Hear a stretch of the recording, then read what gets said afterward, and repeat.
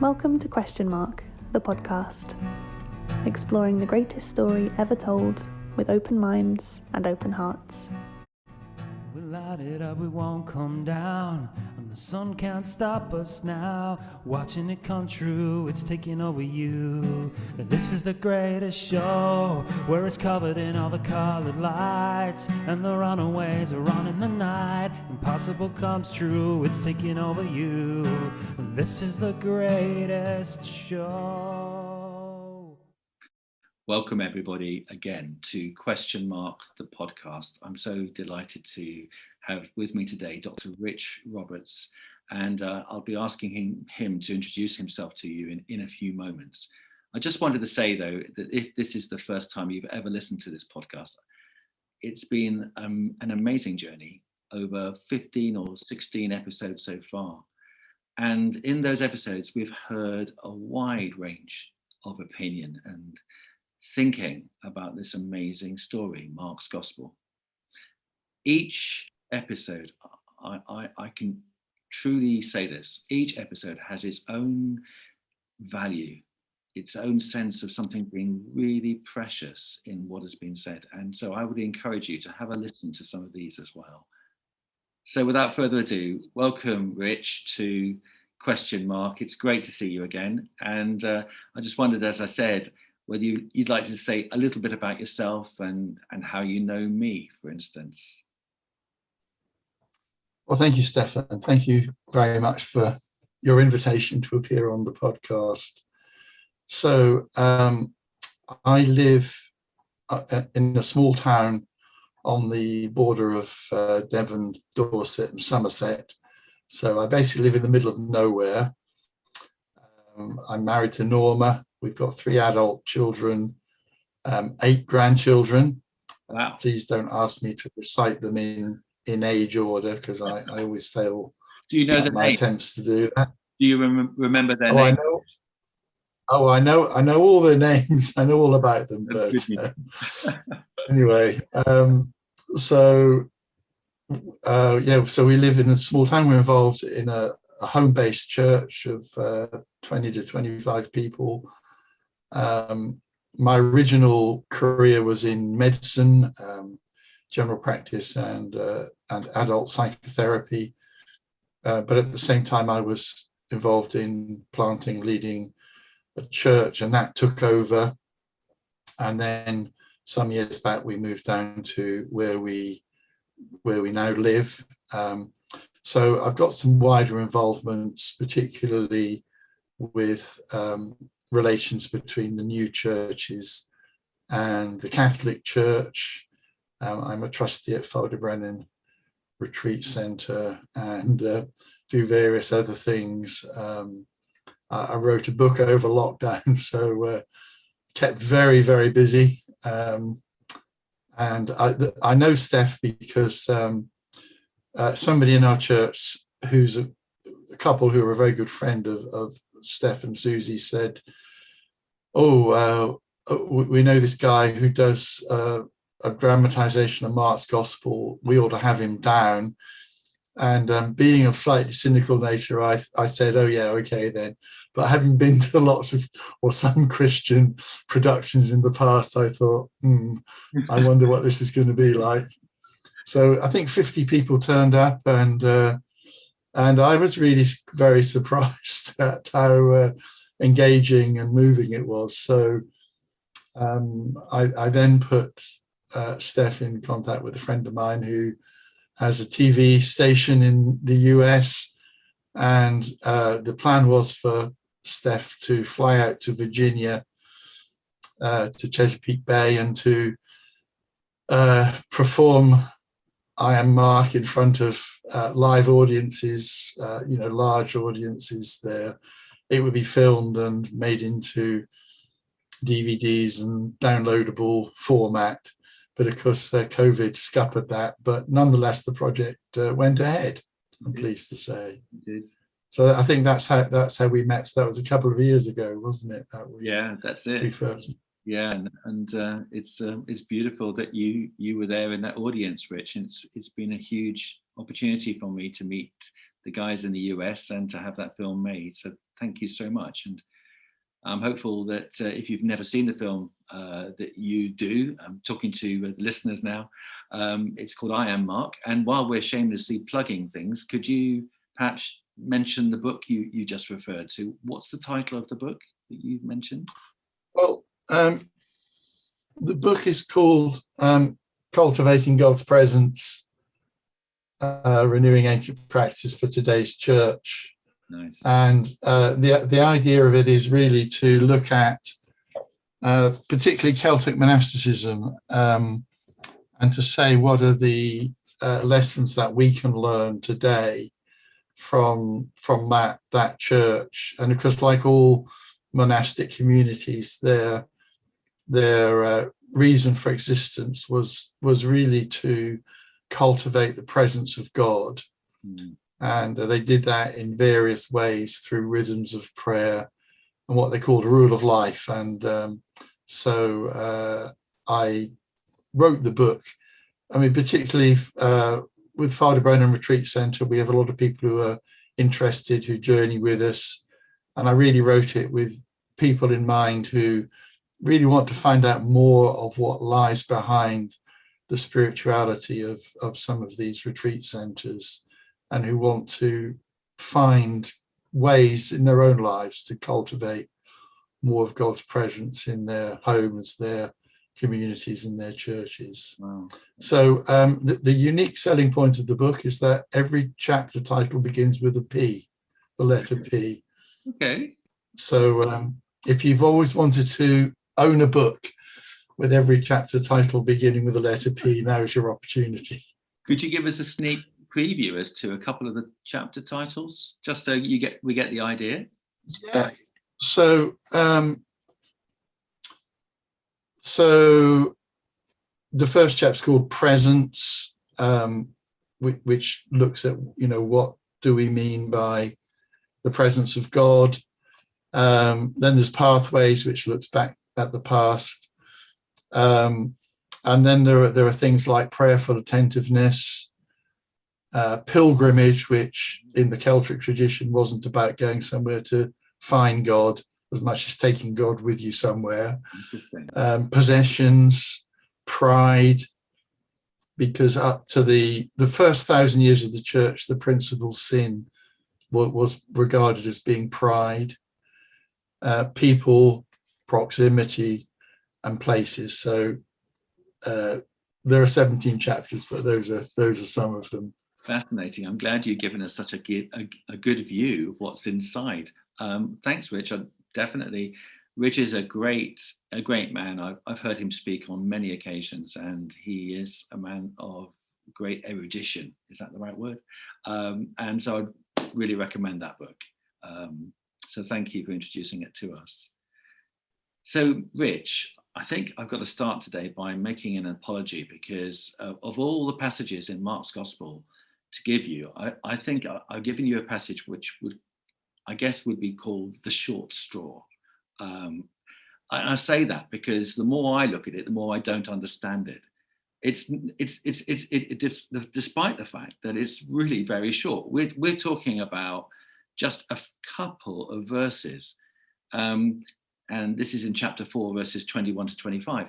So first of all, I'm really sorry, but I know you by repute as a man who is a really deep thinker and a wise person. And so I'm hopeful that you'll have something to say about it. Together, maybe we'll come up with something. If you've got a comment about that, please feel free. But at some point, I guess we need to hear the passage being read, which we'll do in a moment. Would you like to say something now, or should we wait? Well, we'll wait. We'll read the passage, and then I'll respond to the short straw comment. Cool. Let's do that. Brilliant. He also said to them,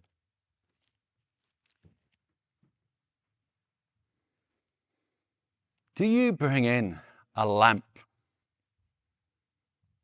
and put it under a bowl or a bed?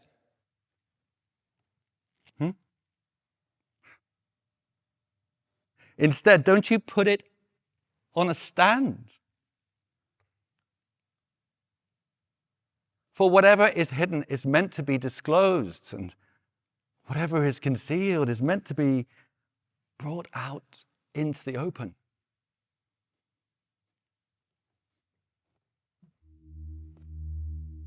If anyone has ears to hear, let them hear.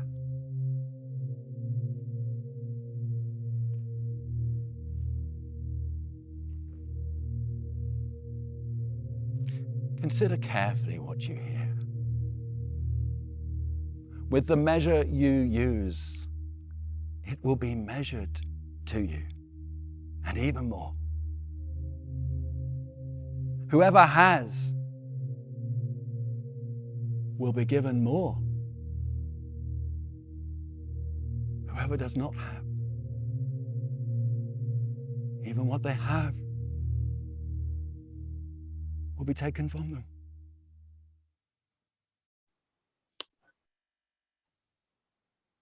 So that was the passage. It's called A Lamp on a Stand in my Bible. And if you were listening to that passage being read on the podcast, you would have been listening to my good friend Lucy Warner. And if you've been watching this on YouTube, you would have seen an actual excerpt of the film I mentioned earlier, I Am Mark. So, Rich, there it is. Now, I have to say that a number of questions have come up about this passage. Perhaps it'll be good for me just to mention them very quickly. And then after that, to give you the freedom to say what you will about anything you like. Hopefully together we'll come up with some answers to the questions as well. So here's the first question that's come up. What did Jesus mean by these parables, these sayings? And the second question is, where do they fit in with what's gone before and what comes after? And the third question is there a message in them for us today? So those are the three questions. We can talk about other things as well, of course. Yeah, I'd just be interested. What do you think?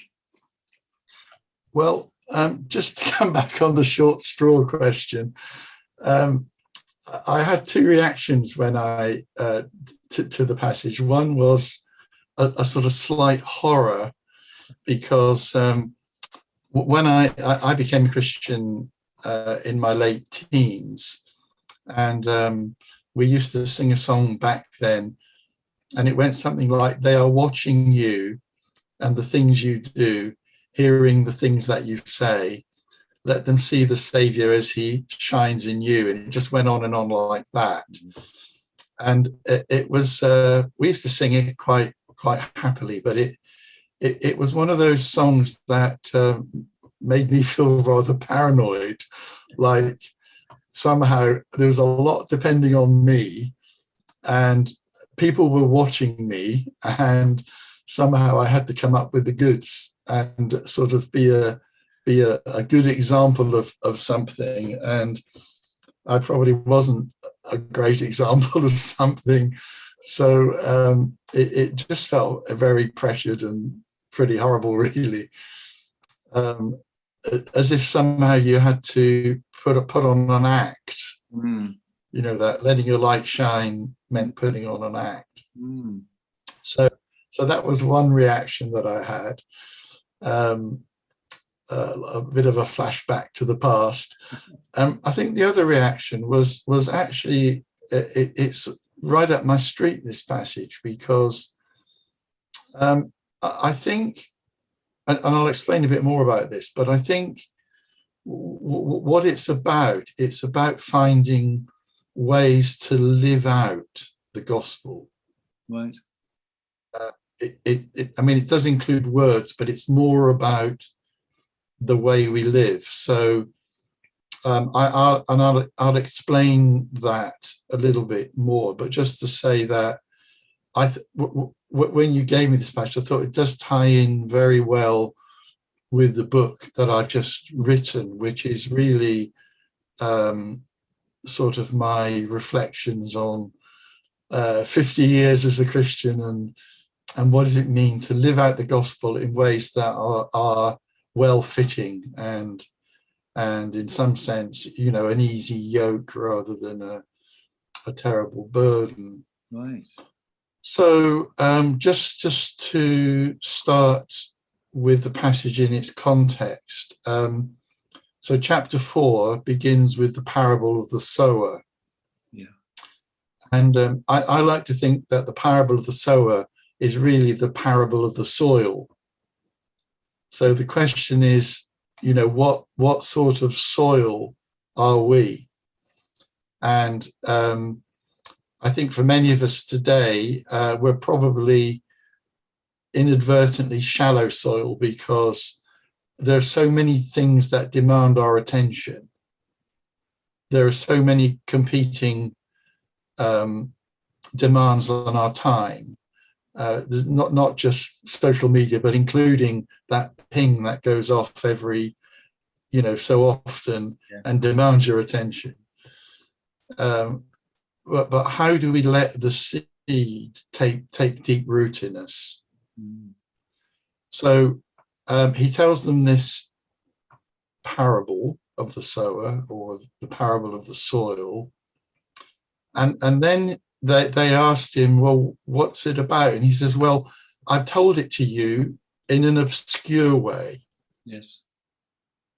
And it's told to you in an obscure way because you'll only really understand it if you spend time thinking and praying about it. It's not the sort of thing to have explained to you at Sunday school. Yeah. It's the sort of thing that you need to take deeply into yourself and let take root. And if the seed, which is the word of the kingdom, which is, about the fact that God, well, who God is, what he wants to do in our lives, or the ways he wants us to live, the whole package. If you take one tiny seed of that, or the little tiny bit that you understand, and you let that grow in your life, then it will produce a harvest. Wow. A huge amount will come out of it. And then he tells it to them in a different way. Yeah. Then he says it's a bit like you've let in the light, or a lamp has been lit, and the purpose of the lamp is to give light. Yes. So don't hide it. In other words, what he's not saying go out and act a part, but what he is saying is let the seed take root in you in such a way that that things will happen in your life, that you'll have a change of priorities in your life. Right. And particularly you'll put into action the law of love. Okay, so that's an amazing idea. I've never heard that before, but I just want to kind of unpick it a bit, Rich, just so that the listeners and me, that we all understand. You're saying then in the first parable, the parable of the soil, it's a description of how we listen, and in our modern culture, there's a sense in which we can be quite shallow and distracted. But what we really need to do is to take what God's will, what we understand about God, deep inside of us, and let it grow, to ponder it, to pray with it. If we do that, then we're going to be, I guess, to use the analogy, a bit more fruitful in our lives. There's a sense of which we're going to please God, I guess, naturally. Yeah. And you're now saying with the lamp symbol, that is also a symbol about us, that it's about, if we do that, if we take it in, that sense of drawing in, letting that word, that seed sink in us and growing within us, actually has an effect on the outside, the world, other people, like a light. Yes. Is that what you're saying? We draw it in order to have this effect. I hope I haven't misunderstood. No, absolutely. So well, I think what he's saying in the second parable is the same as what he's saying in the first parable. Well, I think what he's saying in the first parable is if you let the seed sink deep into your life, yes, you'll bear a lot of fruit. Right. And in the second parable, he's saying, with the light that you've received, nobody lights a lamp and puts it under a stool or under a bed. Yeah. You just don't do that. In other words, somehow you have to let what's been put into you come out of you. Right. In other words, just hearing or understanding. This is the problem with our Protestant mindset, isn't it? That we think of the Christian life primarily in terms of a set of propositions.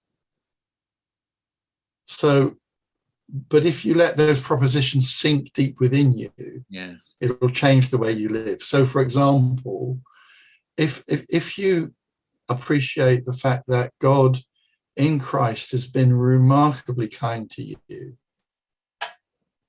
amazingly kind, and if you let that somehow over the months and years soak deeply within your mind and your spirit, in other words, if you have an appreciation of what it means to be a recipient of the grace of God,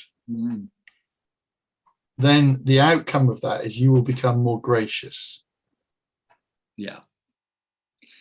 It's very difficult to think, for me, if I see my Christian friends on Facebook or whatever, and they may feel deeply about some issue, and that's wonderful, and I feel deeply about issues, but when they start being ungracious to their enemies, then I think you haven't really understood the grace of God, have you?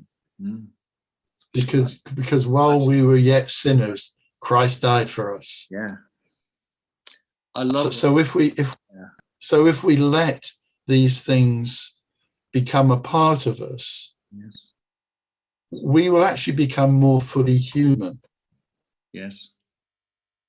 So and people, and that will affect things around us, and people will actually experience something of the grace of God in their own lives through us, if we can just let the seed take root, and if we can let the light shine. I understand. And what it seems to me to suggest, what you're saying, is that it's not to do with how much we can kind of gear ourselves up to be good Christians, like you were saying earlier, so that we almost become paranoid, or we base what we do on how much activity we perform. It's more to do with letting God's word, the seed, kind of soak and grow, whatever the analogy might be, so that naturally something comes to the surface. I don't want to again misquote what you're saying. No, that's my understanding of it. That is my understanding. I mean, it's interesting what the other, it's the analogy is used in several places, but in Matthew's gospel, Jesus says, "Let your light so shine before men," doesn't he? Matthew 5. Yeah. And then he goes on to say, don't murder anybody. Don't even think about murdering anybody. He goes on to talk about when you pray for, I forgive this person. And at the end of it, he says, if you don't do that, you won't be forgiven. Yeah. And so it's about some very practical ways to live out the gospel. So it all depends what kind of soil you are, or whether you're allowing yourself to be lit. Yes. Whether you'll say, "Oh, that was great. I've read this bit in the Bible, or I've heard this talk or this sermon. So, and now I'll just get on with the rest of life." Yeah.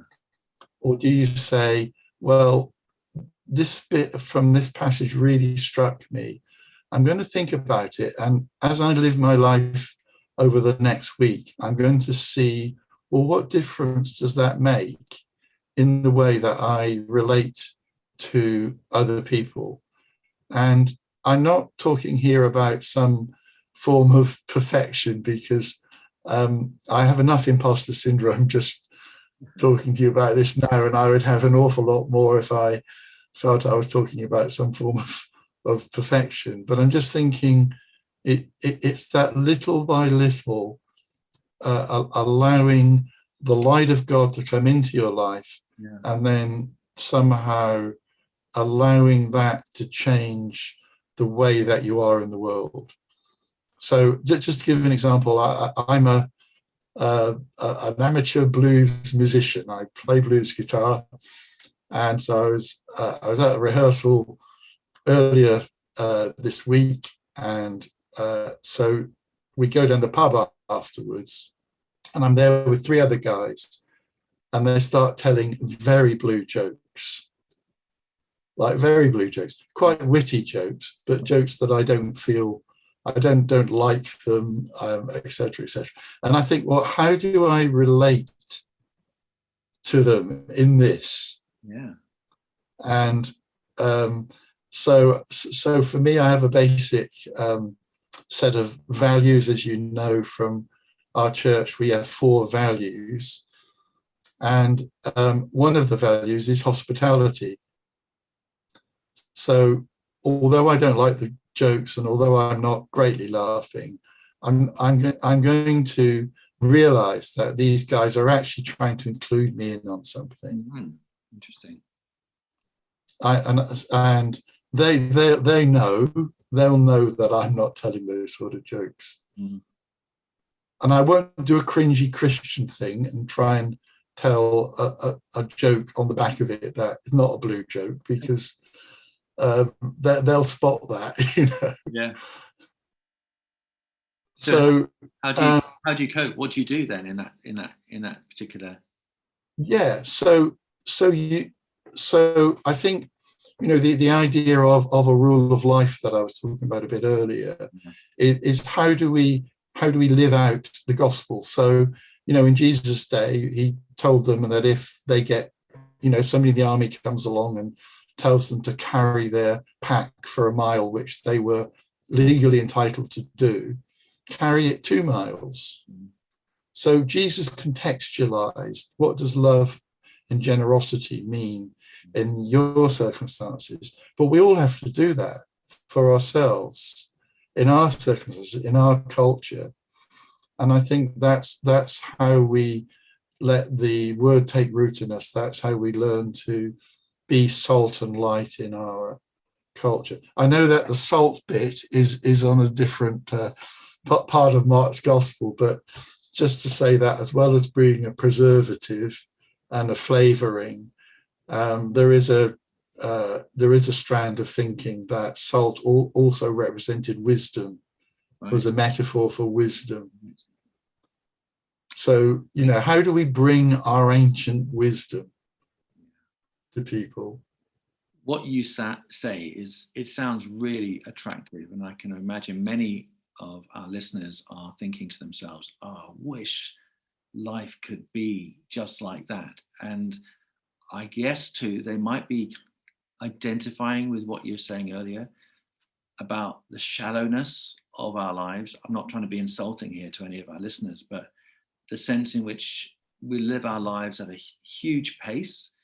It's full of distractions, and to do what you're suggesting, which is to let that word of God, that what we understand about God, to dwell in us and to produce fruit, to do that, for some might feel really difficult, or it's not really what they're used to.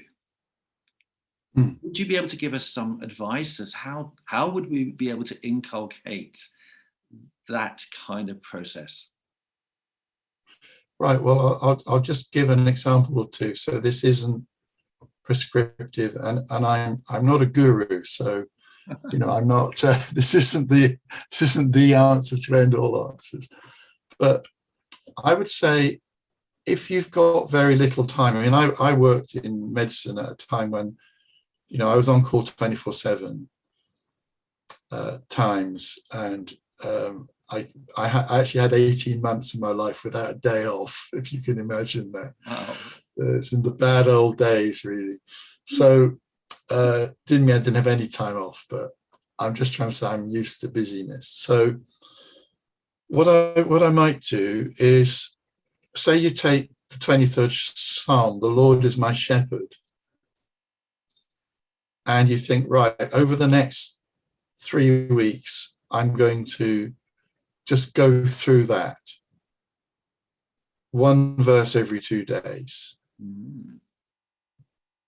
And so you write it on a bit of paper, put it in your pocket, and you might have just a couple of minutes at some point. You pull it out and you start to pray about it. I shall not want. Well, Lord, I do want. And how do I know you're going to meet my needs? And you pray it and you work it through and you think it through and you let it soak into you. And if you're not getting anywhere in a couple of days, you move on to the next bit. And you just let it, it's a bit like a slow cooker. You don't have to have fast food. I once spent 3 months in one passage of the Bible. Wow. And, Amazing. I mean, you can do it. You don't, but I mean, so that's just one example. Or you can say, I mean, I find if I just pray once a day, I forget about God. I mean, it's probably just me. I'm very distractible. So I now pray 3 times a day. But one of those times a day, I might just say the Lord's Prayer. Yeah. Or I might just, I work through the Psalms. I might just read a bit of a Psalm as my prayer. And so what it's about is finding tiny, tiny steps. It's not about setting goals that you can't reach. And it's not about comparing yourself with other people. It's about comparing yourself with yourself and thinking, how can I do this a tiny bit better? I as I said, I'm a guitarist. So I've got my guitar here, I'm never more than 6 feet from a guitar as far as I'm concerned. And if I'm learning a new riff, I will start off playing it very, very slowly. And I'll probably play it 100 times. And that's just a 2-second thing, So I think it's just a case of breaking it down into manageable chunks. Sure.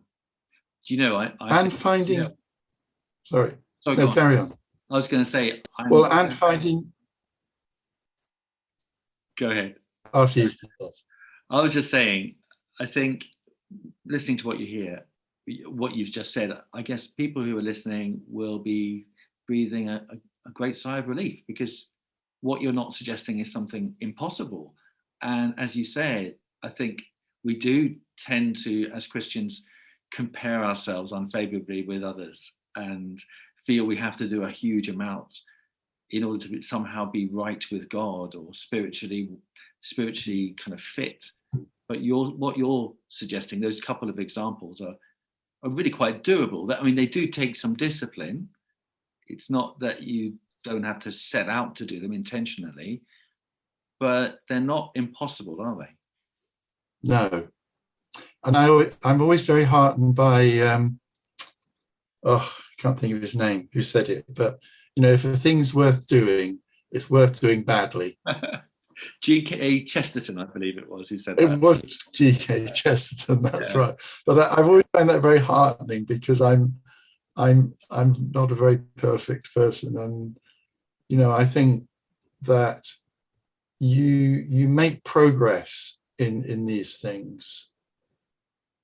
And you try and think, how can I express it? So, you might read about the generosity of Jesus, or the fact that he was interruptible, when he's going to heal somebody, and this lady comes along and she touches the hem of his garment, and he's interruptible.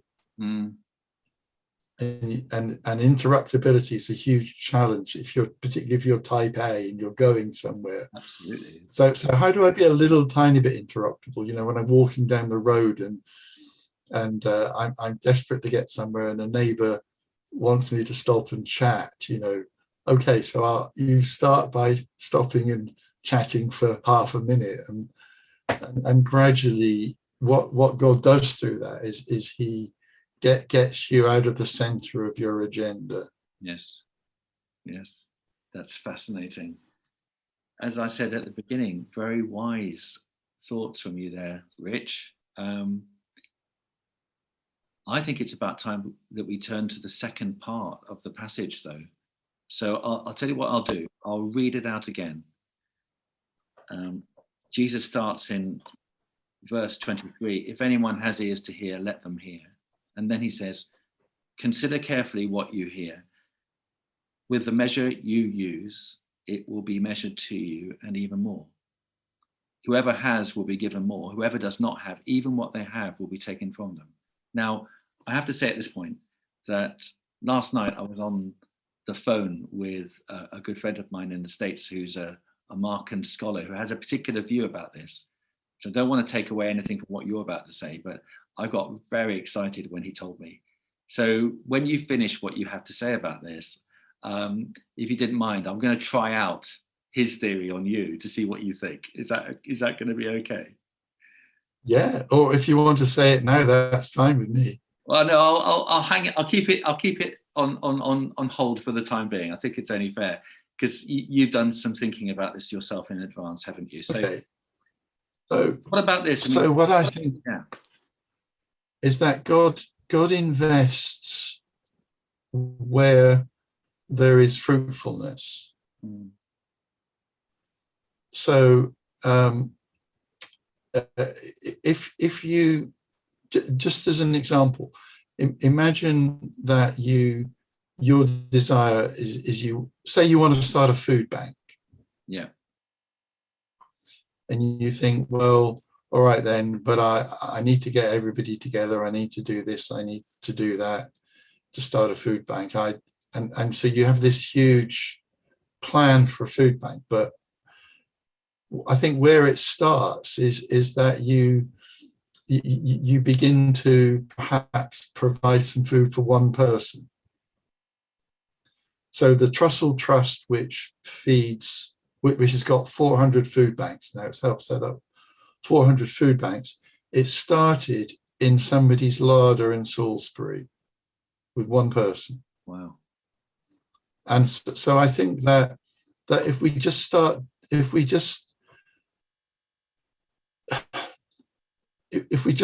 with something small, say we read the passage in Isaiah 58 where, it's very evident that God wants to feed people.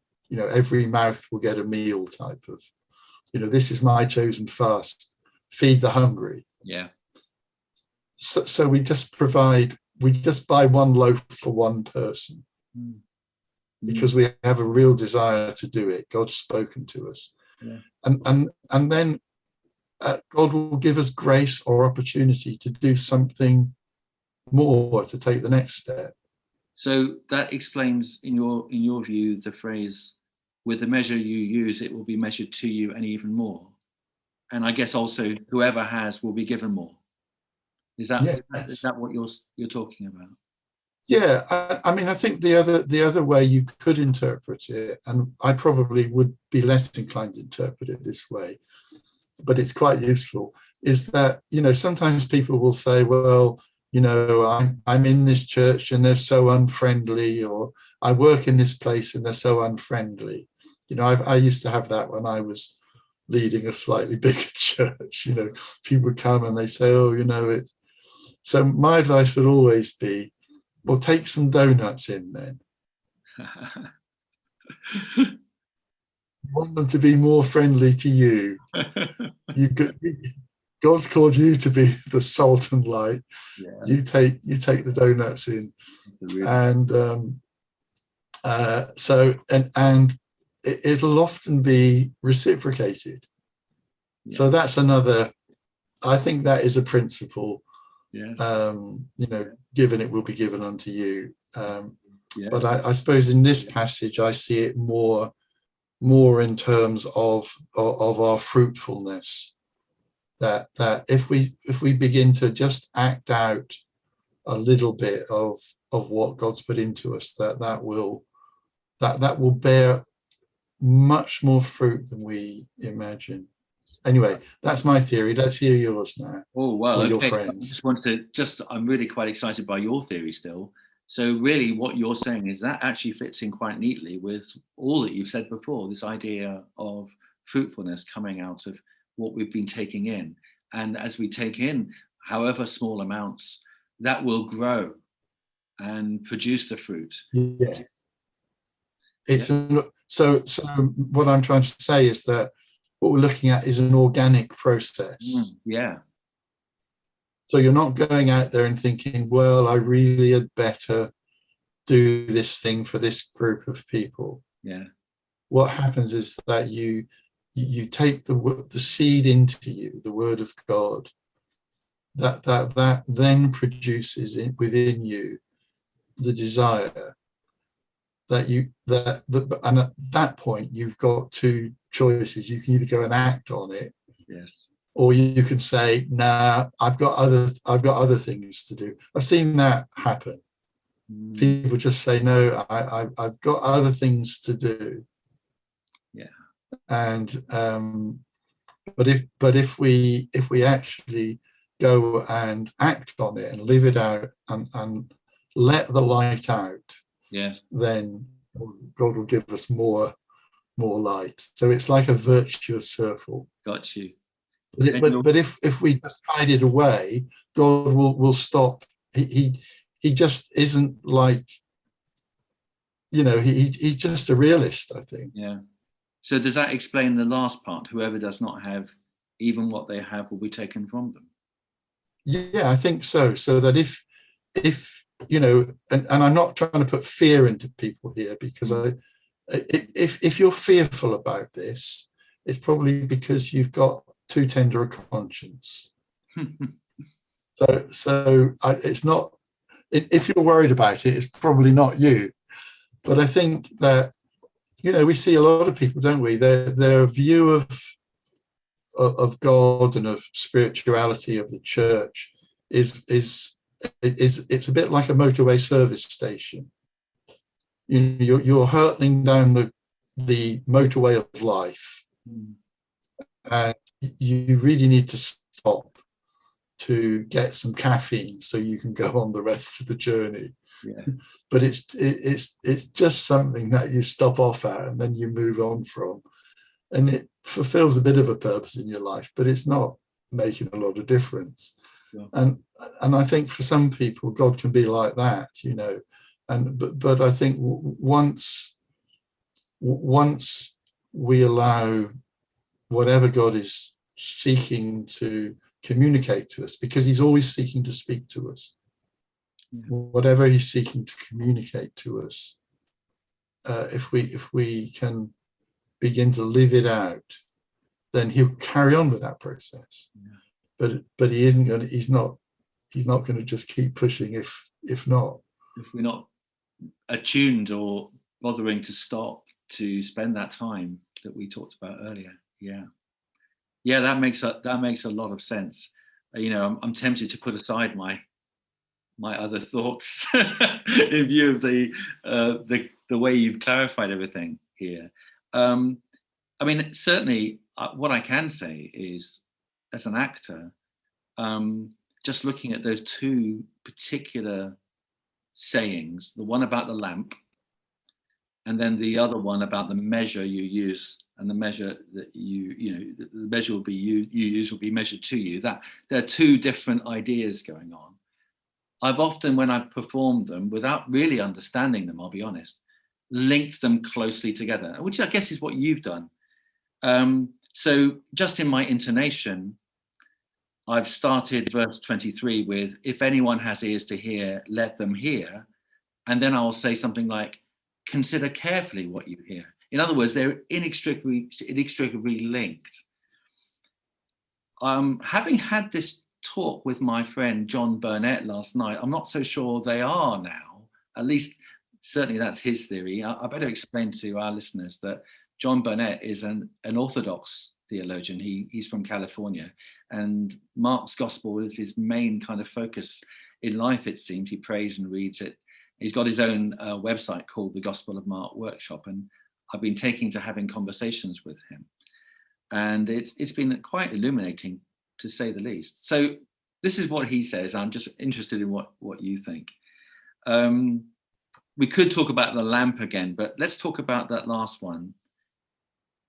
He says that when it says in the NIV, consider carefully what you hear, what it actually means in the Greek is watch out or look. It's like it's a warning. There's a warning, because that phrase in the Greek in verse 24 is said again later on when he talks about watch out in case you're tempted, to Peter and the disciples. He says that in chapter 13 about watch, don't lose your alertness, be careful.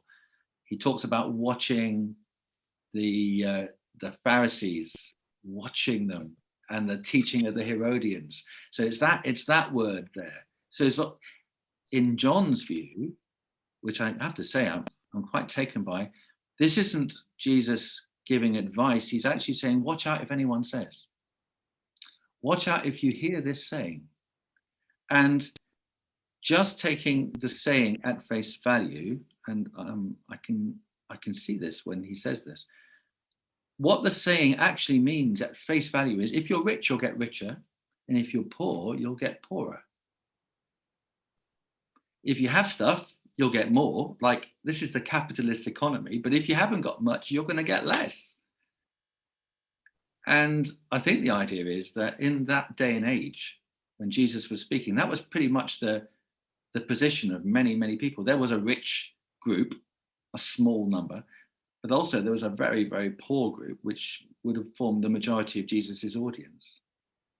And these people were they were in huge debt to their Roman oppressors, to the authorities in one way or another. So they would have recognized this as a kind of proverb. And the proverb is saying, if you're rich, you'll get richer, but if you're poor, you'll get poorer.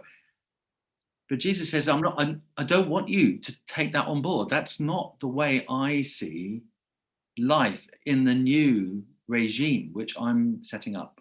This regime is where there's equal sharing and a generosity from God for everyone.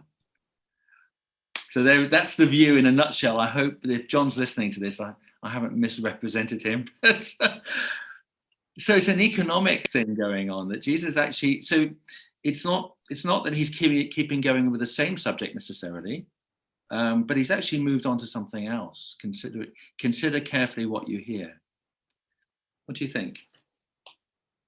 Well, I mean, the same things, I believe, repeated in Luke's gospel.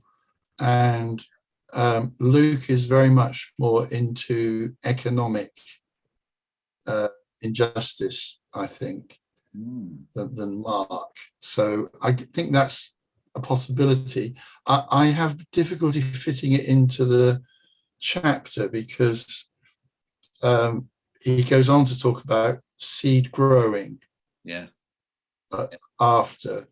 So, and I'm part of my training is in biblical theology, and I like the idea of what's called narrative criticism. In other words, you try and trace the themes as they go through, regard it as one story, not just a collection of isolated. Yes.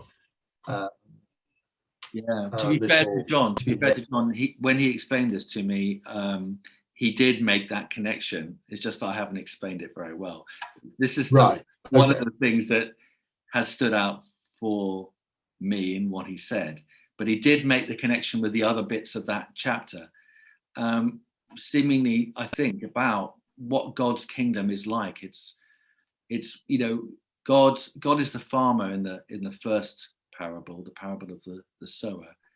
He's the farmer. He's infinitely generous, and there's this kind of spreading around of his largesse. And similarly, in the other passages about the seed, there's the sense in which there's growth, there's a freedom in all that's going on. And I think it's in contrast to God's generosity, is in contrast to the way life goes, society works. I think that's the general view. I think these things are open to different interpretations, aren't they? Yeah. And we've no cast iron way of seeing it, but I think the narrative I follow through is that the first parable is the parable of the soil.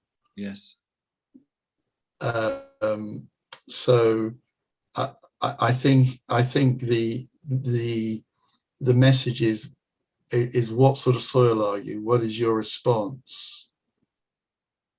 Yeah. Now, you don't have to take that parable in that way. It's just that's the way I read it. So no, I understand that, and I think I probably made a bad mistake in suggesting this idea, because I haven't fully thought it through. And if John was listening now, he'd be probably pulling his hair out. So sorry, John, if you're listening. But no, I do take your point as well about the fact that these sayings can be interpreted in different ways. Yeah, you're right. I'm okay. sure about when we do this, that what we try and do is to read things in their context. And as you said, there's a flow, and I think the idea of it being kind of pieced together in a way that's not kind of organized and has that sense of a rhythm and a flow is probably a mistake. I think that, I mean, obviously you're going to end up at the end of this process, you probably already are an amazing expert on Mark's gospel. I mean, partly because you'll have talked to loads of people about it, but also because, in what you're doing as a production, yeah, you are using it in the way that it was intended, aren't you? You're using it as it's an embodiment of something. It's not like a series of essays on something, is it? It's something to be imagined and got inside of, rather than dissected and analysed. Yeah, I agree. But also, as a performer, you not only using your imagination, what you also notice is where the text echoes itself. So the words that keep repeating are kind of, you realise after a while, hold on, he's used that phrase there, and he's used this phrase here, and the other phrase, a similar phrase later on. Hold on, are they perhaps connected? So you get that in the performance, because you've had to learn those words, and that's why you remember them from previously, more ably. Can I just take it in a slightly different direction, just because I think one of the questions was about what relevance does it have to us today? Sure. And I think that when a lot of people think about the church today, particularly with a sort of radical atheism, they think, hey, we're a stupid, naive, myth-believing bunch. But also, I think with all the scandals that we've had, the sexual abuse scandals, and the prominent leaders who, clearly have narcissistic personality disorder and have fallen, that's in the popular imagination. Yeah. I think, but alongside that, we have, certainly on the news, you'll see food banks, you'll see street pastors, you'll see projects for homeless people. And very often when these things feature on the news, you'll see it's at a church somewhere. Yeah. And I think that this is the way that somehow the goodness of God is being communicated to people in these ways. And I know, you know, a lot of church leaders are pessimistic at the moment, coming out of lockdown. And, you know, why aren't people returning to my church? And, you know, there's a lot of sadness. And I think I'm a bit more optimistic, because I just look at history and, you know, the first few centuries of the church, I expect you know, but plague was a huge issue at that point. And so when plague hit a city, everybody without the plague would flee the city. But very often the Christians would stay behind in the city to care for the sick and to bury the dead. And and that's one of the factors given for the tremendous growth of Christianity during the first, you know, 4 centuries first 4 centuries of the church. And I think it was, I mean, Martin Luther King, it was very interesting, because I don't know whether you know this, but he was preaching non-violence, and his home was bombed while he was away, and he came back to a meeting not knowing whether his wife and child had been killed in the bombing. And there were mobs were gathering of African Americans and being violent, and he went out and he said to them, you know, go home, we're not going to be violent. And it said that was a turning point in the civil rights movement, because people saw the truth embodied in a person. And I think that it's that embodiment of the goodness of God, the love of God, the seed of the gospel in the lives of ordinary people, that it will actually soften up our culture to realize that there is something better, that, you know, God really exists, that God makes a difference. And I think that will form a platform for evangelism and for the sort of thing that you do. And the light will come on in people's hearts and minds, and they'll tie the two in. So there's a verse in 1 Peter 2:12 that actually says that, you know, that when you're being pilloried, or when people don't think a lot of you, just keep on at it. And then what's the exact phraseology? It's when they speak against his evildoers, they may see your good deeds and glorify God on the day of visitation. And, you know, I Am Mark is probably a day of visitation, isn't it, for a lot of people? But it has to come on the back of the things that we're doing already, as good citizens of the kingdom. So I think that's the thrust, as I see it, of the passage. Is go and live it out. Go and let God inspire you to do something. I mean, even if it's just to help one person, or be kind to you know, somebody in your street or something. Just go and start living it out, and then God will give you more and more opportunity, and he will increase the sphere of your influence.